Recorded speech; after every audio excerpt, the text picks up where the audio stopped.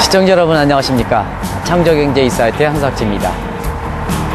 시청자 여러분도 기억나실지 모르겠습니다는 1997년 외환위기 이후에 한국의 그 종자업종들이 대부분 다 위기에 넘어갔습니다는 유일하게 종자업계에 남으셔서 이제는 세계적인 인류업체로 일구신 한 기업인이 있으셔서 오늘은 이 방송에 모셨습니다. 먼저 화면으로 만나보시죠.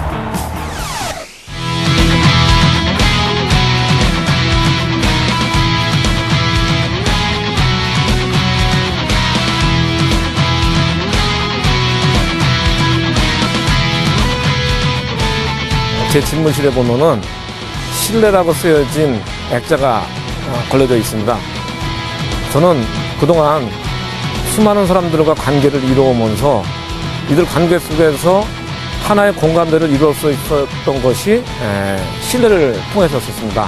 그래서 저는 이 신뢰를 통해서 고객과 비즈니스를 이루어왔고 또 우리 임직원들과 소통을 이루어오면서 항상 그런 이 신뢰 관계를 이루어왔기 때문에 저는 신뢰라는 두 글자를 저희 좌우명으로 갖고 있습니다.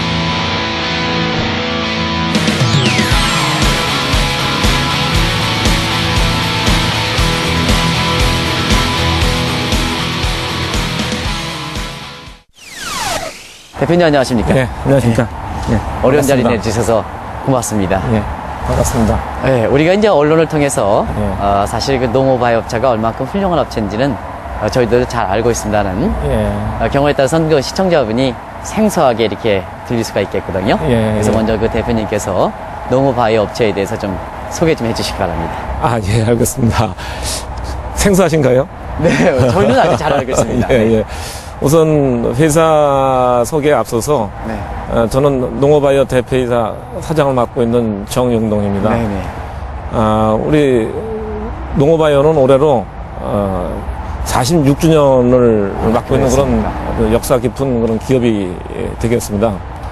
2008년부터 농업바이오가 국내 1위 기업으로서 등극을 하였고 2013년도에는 2천만 불의 종자 수출을 하는 그런 쾌거를 이룬 아주 건실한 중견기업이다. 이렇게 말씀을 드리고 싶습니다. 네. 특히 우리 농업바이오는 농생명 산업에 헌신해서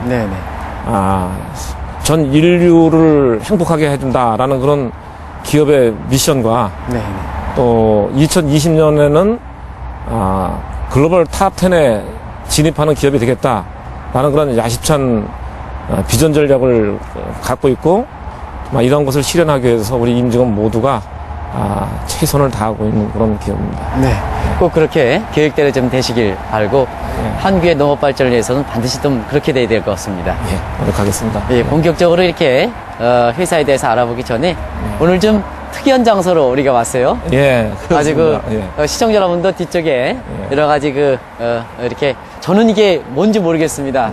정 대표님 이제 여기 좀 잠시 좀 설명해 주시기 바랍니다. 시청자분을 위해서. 지금 보시는 이 장소는 우리 농업바이오가 이 세계적인 작물이라고 할 수 있는 그런 파프리카를 연구 육성하고 있는 그런 유리온실이 되겠습니다. 그래서 이 보시는 지금 우리 그 선발된 그런 품종들인데 이런 품종들은 국내 시장은 물론이고 세계 시장에서 다국적 기업들하고 경쟁을 하면서 우리 대한민국의 그 종자 산업의 어떤 발전된 모습을 보여줄 수 있는 그런 아주 훌륭한 품종들이라고 말씀을 드릴 수가 있겠습니다. 이렇게 좋은 업종이 우리나라 종자 산업의 1위 업계까지 올라오게 된 어떤 농업바이오만의 어떤 강점이랄까? 지금까지 그 기업을 일구실 때 어떤 힘 같은 거 이런 걸 좀 시청자분한테 좀 말씀해 주시기 바랍니다.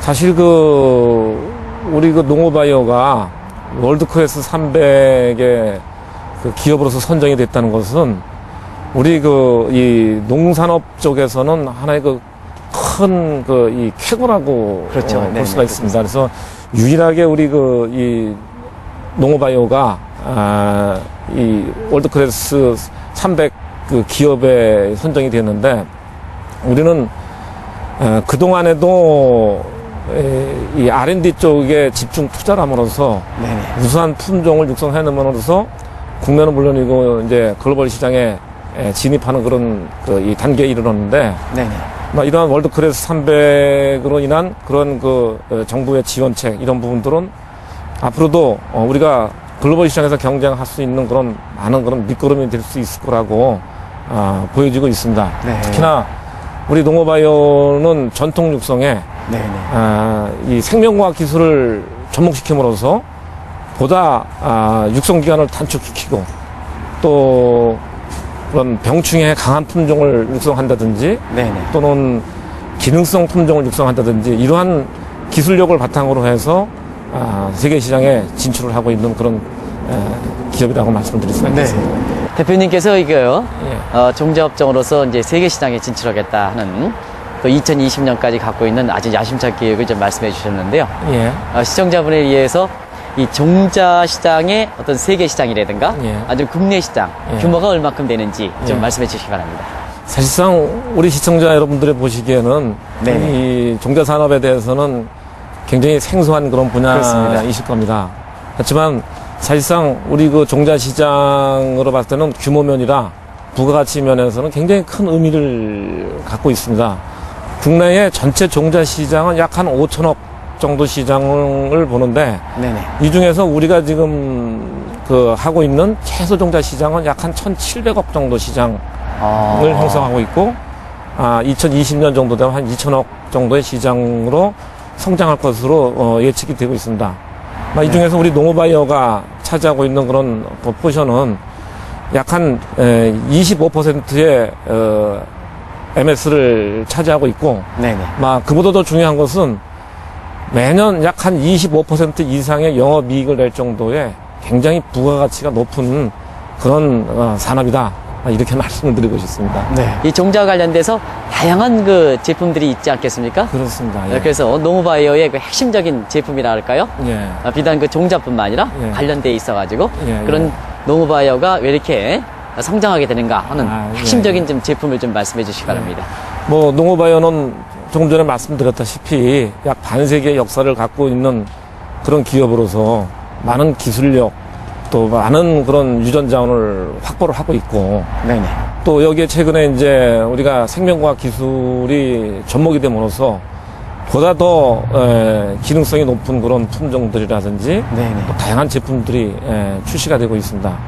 이런 것을 바탕으로 해서 국내 시장에서는 우리의 지금 먹거리라고 할 수 있는 무, 배추, 고추, 수박, 참외 이러한 그런 우리 식탁에 올라오거나 소비하는 부분들이 거의 대부분 농어바이어에서 육성하는 건 제품이다. 이렇게 생각하시면 될 거고. 네네. 또 중국을 비롯한 미국 또 세계 각지에서도 재배가 되고 식탁에 오르는 그러한 이 쾌거를 이루고 있습니다. 이 밖에도 우리 농어바이어는 같은 그런 연장선에서 상토 사업, 또 비료 사업, 그런 것도 이런 분야를 같이 참여를 함으로써 실제적인 그런 이 농산업의 아마 어떤 그런 이 기초를 이루고 있는 그런 기업이다. 이렇게 말씀을 드리고 싶습니다. 한 가지 궁금해오면 해외에 수출할 때 자체 브랜드가 아직 가느냐, 예. 아니면 OEM 방식으로 가느냐 이런 쪽의 얘기들이 많고 예. 그런 각도에서 시청자분을 위해서 이 농어바이오의 어떤 뜻이라든가 예. 또 해외 수출할 때 자체 브랜드를 갖고 가는지 요것 예. 좀 첨가해서 좀 말씀해 주시기 바랍니다. 예, 우리 농어바이오는 전체 이 수출하는 그런 부분에 있어서 100% 브랜드 마케팅을 하는 것을 기본 원칙으로 하고 있습니다. 하지만 일부 아직 저개발국가라든가 일부 저가 시장에서는 어쩔 수 없이 OEM으로 진행할 수밖에 없는 그런 상황 때문에 현재는 브랜드가 80, 그다음에 OEM이 20%를 하고 있습니다만은 중장기적으로 봤을 때는 100% 브랜드 마케팅을 하는 것을 원칙으로 이렇게 지향하고 있습니다. 네. 회사 이미지에 보면 연구소가 많더라고요. 예. 그래서 육묘 연구소인가요? 예, 이런 거 예. 있고. 예. 그래서 여러 가지 연구소 있는데 아마 대표님께서 기업 경영하시면서 예. 그런 것을 인식을 하셔서 그런지 이 아일랜드 지출에 아주 집중적으로 예. 투자하신 거로 생각하는데요. 예, 그렇습니다. 그런 내용을 좀 말씀해 주시기 바랍니다. 예. 우리 같은 그런 이 기술 집약적인 그런 농산업에 있어서는 R&D 투자를 어떻게 하느냐, 네네. 또 인재 양성을 어떻게 하느냐, 이 두 가지 요소가 바로 핵심 가치이고 미래 성장 동력이라고 이렇게 말씀을 드릴 수가 있겠습니다. R&D 투자와 인재 양성하는데 우선을 두겠다, 이렇게 네네.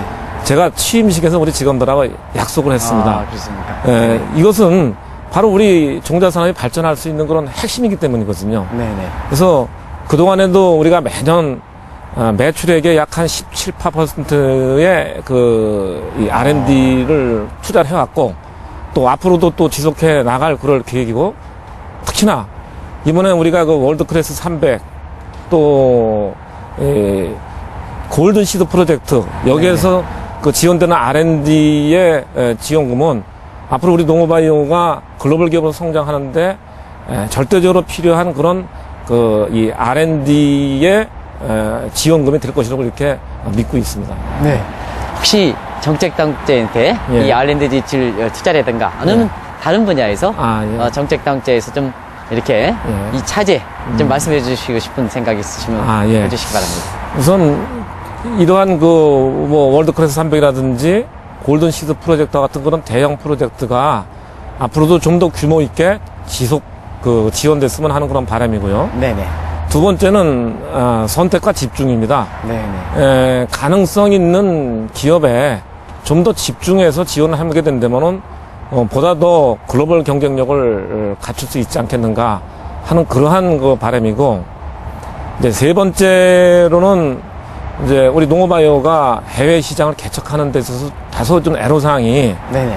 각 국가별로 농업 분야에 대한 어떤 보호 정책이라든가 이런 부분 때문에 진입 장벽이 굉장히 높습니다. 그렇습니까? 예. 그래서 이런 부분들을 기업이 독자적으로 해결하는 데 있어서는 상당한 어려움이 있기 때문에 아주 중요한 지적이십니다. 이런 부분들을 국가적인 차원에서 좀 해결해 주신다면은 우리가 좀 더 쉽게 해외 시장에 진출할 수 있는 그런 이 길이 열릴 수 있지 않겠는가, 이렇게 말씀드리고 싶습니다. 네.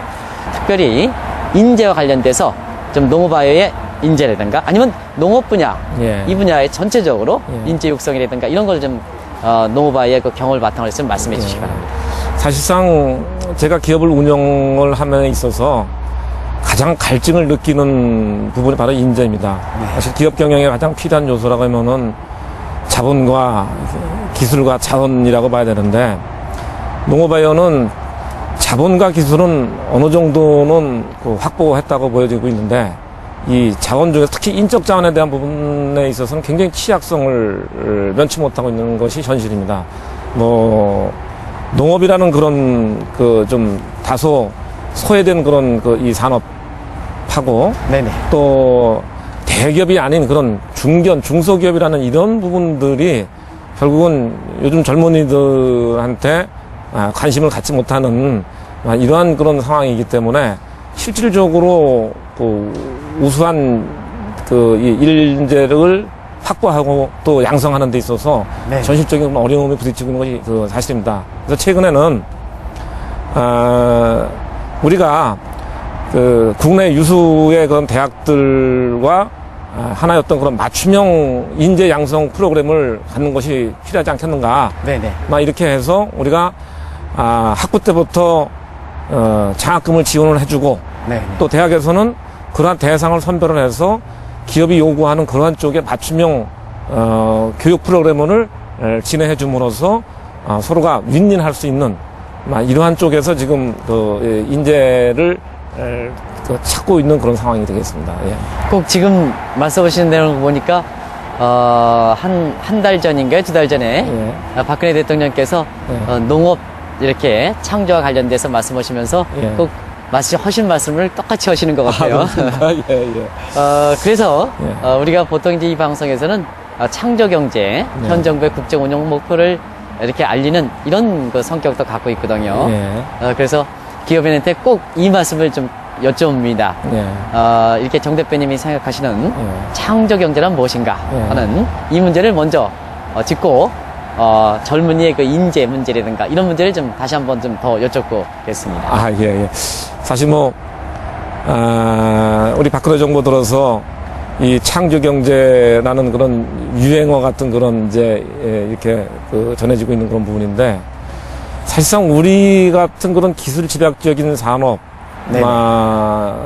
이런 쪽이 정말 창조 경제의 기본이 될 수 있는 그런 산업이 아닌가, 이렇게 저는 생각을 합니다. 네네. 사실상 과거 산업화 시대 때는 어떤 그런 기계의 가동률을 이제 높여 줌으로써 생산성을 높이고 네네. 또 효율성을 높이는 이런 쪽으로 이제 극대화시키는 쪽으로 갔습니다만은 지금과 같은 그런 창조 경제 시대에 있어서는 이제 사람의 가동률을 어떻게 높여서 가치를 극대화시키느냐, 이것이 가장 중요한 요소가 아닌가.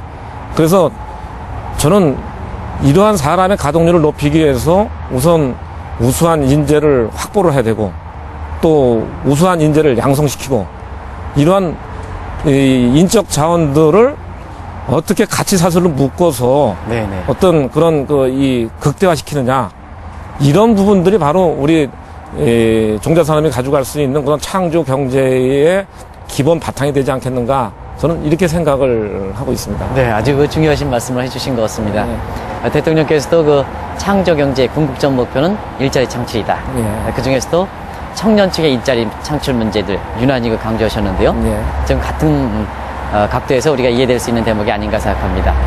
네. 지금 그 젊은이들이 사실 그 대학 졸업 앞두고 본격적인 취업 시즌을 맞고 있지 않습니까? 네. 그래서 우리가 보면은 창조 경제 관련해서 일자리 창출, 젊은 층의 일자리 창출인데요.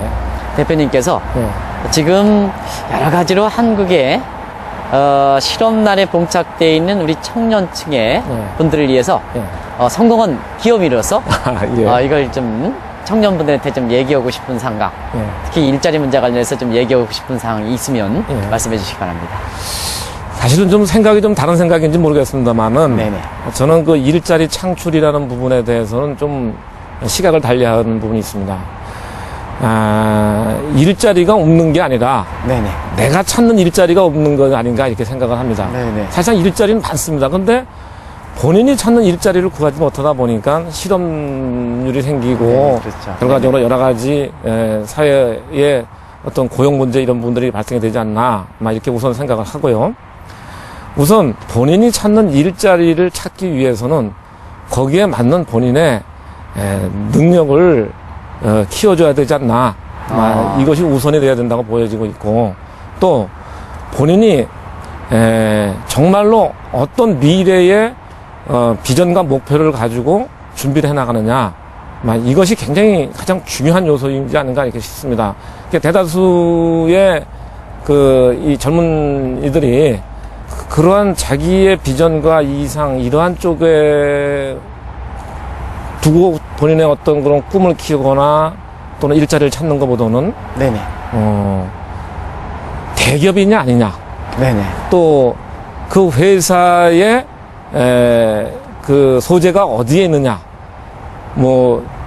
이러한 주변적인 요소에 오히려 더 관심을 두다 보니까 실제적으로 핵심을 잃고서 자신의 제대로 된 일자리를 찾지 못하고 있는 그 젊은이들이 다반수인 것으로 이렇게 보여지고 있습니다. 그래서 최근에는 사실상 건실한 그런 중견기업들도 많기 때문에 각 분야에서 자신이 가지고 있는 그런 역량과 능력을 갖추고 있다면은 얼마든지 자신의 꿈을 펼칠 수 있는 그런 일자리는 얼마든지 놓여 있다, 이렇게 말씀을 드리고 싶습니다. 앞으로 이제 우리가 미래에 관련된 예측 보고서를 이렇게 보면 사실 바이오가 꼭 순위가 3번째 이내로 다 꼽더라고요. 그런 것 같아서 앞으로 한국의 바이오 업종 중에서 농업 분야의 어떤 성장성, 이런 걸 좀 잠시 좀 말씀해 주시기 바랍니다. 아까 전에도 세계 종자 시장의 규모에 대해서 말씀을 드렸습니다만은 사실상 인류가 살아있는 한 우리 먹거리를 해결해 주는 부분이 바로 이런 종자 산업이기 때문에 앞으로 계속적인 그런 성장이 있을 거라고 보여지고 있습니다. 특히나 이제 최근에 이제 중국이나 인도나 규모가 큰 시장들이 네네. 이제 과거의 일반종 시장에서 교배종 시장으로 전환이 되면서 굉장히 그 부가가치를 높이는 그런 쪽으로 방향이 움직여지고 있고, 또 전통 육성에 생명과학 기술이 접목이 되면서 훨씬 더 규모 있는 시장으로 발전해 나가고 있는 것이 이 작품의 현실이라고 볼 수가 있겠습니다. 네네. 그렇기 때문에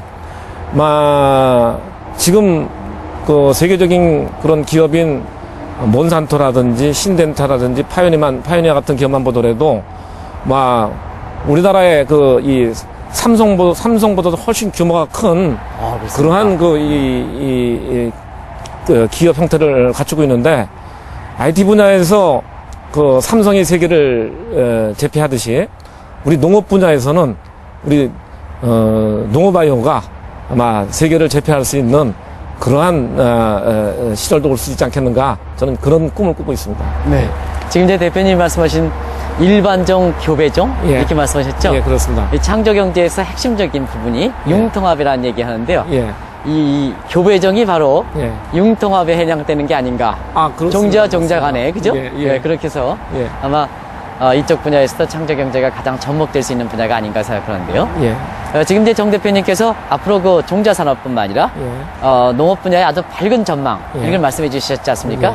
그 속에서 농업바이오의 미래라든가 아니면 정유 대표님 그 개인적인 앞으로의 그 계획 같은 거, 또 회사의 계획 같은 거 좀 종합해서 좀 말씀해 주시기 바랍니다. 아까도 잠깐 말씀을 드렸습니다만은 우리 농업바이오는 농생명 산업에 헌신해서 그 인류의 행복을 추구한다는 그런 기업의 미션, 또 2020년 우리 종자 산업에서 글로벌 탑 10에 진입을 한다는 그러한 기업의 비전, 이것을 실현시키기 위해서 우리 전 임직원은 어떤 CEO의 경영 철학과 우리의 핵심 가치를 늘 같이 공유를 하고 있고, 이런 부분들의 실천상으로 제가 대표이사 사장으로 취임하면서 3가지를 제시한 게 있습니다. 첫 번째는 젊고 건강한 조직을 만들어가자. 두 번째는 행복한 조직을 만들어가자. 세 번째는 세계로, 미래로 함께 가는 조직을 만들어가자.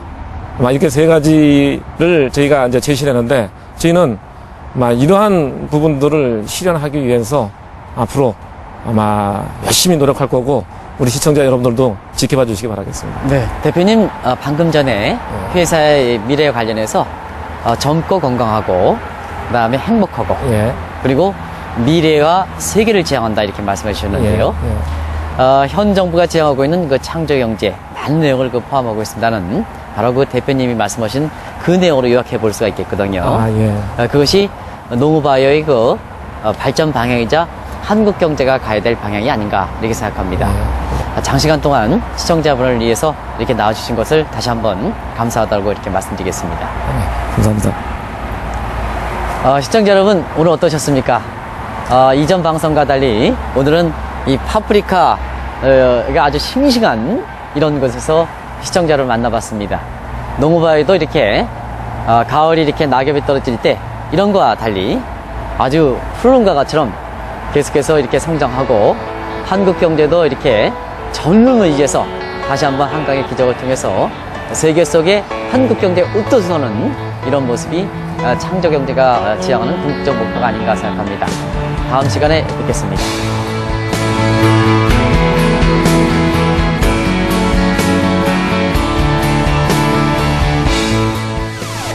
제가 생각하는 창조 경제는 산업화 시대에는 기계 가동률을 높여줌으로써 생산성과 효율성을 극대화시켰는데, 창조 경영 시대에서는 사람의 가동률을 극대화시키는 것이 중요하다, 이렇게 말씀을 드리고 싶습니다. 그래서 우리는 새로운 인재를 발굴하고 또 양성을 해서 이러한 인재들을 어떻게 가동률을 극대화시키느냐, 이것이 바로 우리가 찾고 있는 그런 창조 경제라, 이렇게 말씀을 드리고 싶습니다.